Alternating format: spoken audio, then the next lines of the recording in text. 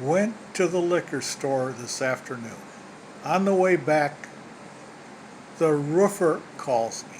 Well, they were supposed to be here tomorrow. I knew they weren't going to be here tomorrow. I mean, it's thundering right now.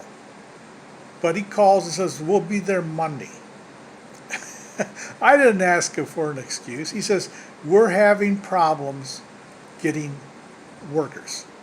Well, that is everybody in the country is having trouble getting workers. But anyways, he says he's going to come by, going to start Monday. I hope he does, but if it's raining, I know they're not going to be here.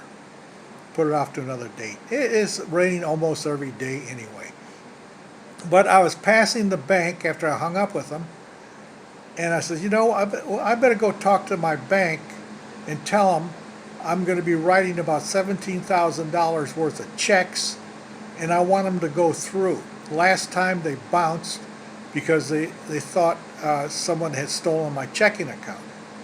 So I stopped in at the bank, talked to a nice young lady, and I talked to her before. I said, I'm going to have some, I'm going to write about $17,000 worth of checks in probably a couple of weeks. I just want to make sure they're going to go through this time. And she went through it and says, oh yeah, I've got it set up, Mr. Cordy Typo, where you gave us the name of the roofer, and we'll look for that name on the check, and everything should be okay.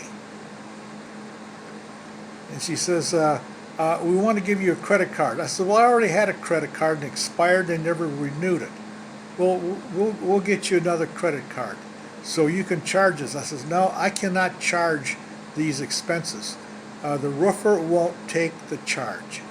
They want to put 3% on top of it. I'm not going to pay 3%. That's why I'm paying with a check. She says, well, your checking account's going to go down by $17,000. Don't you want to be able to replenish that money? It's going to be gone. I said, I don't have no problem with that. I just press a button at my broker and replace the money. Oh, you have investments? I said, yes. She says, why don't you talk to one of our financial advisors and they can give you some tips on investing. Well, I've been through this with the bank before. I says, no thanks. I appreciate it. I said, well, let me tell you something. And I was just honest with her. I said, I don't take advice. I give advice.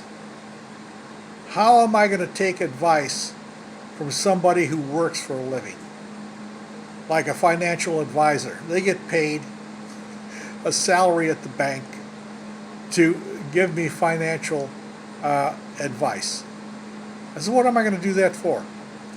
I said, I make money without working, and I'm going to take advice from somebody who has to work to make a living. I know, I don't think I'm going to take that financial advice. Anyways, that's what happened.